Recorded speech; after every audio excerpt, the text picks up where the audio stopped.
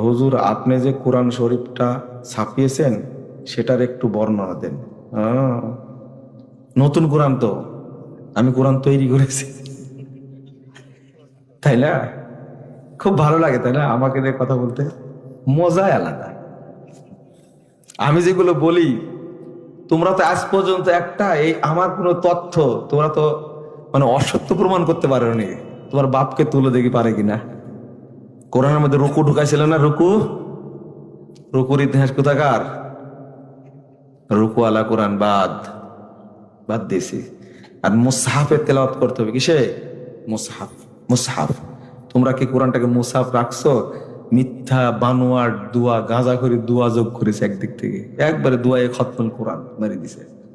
তারপরে তাবিজের নকশা যোগ করেছে, তারপরে এইটা বললে এই ফজিলত, এইটা বললে এই ফজিলত। সি সি সি, নাউযুবিল্লাহ, আস্তাগফিরুল্লাহ। এই জন্য তো সাইজ করেছে।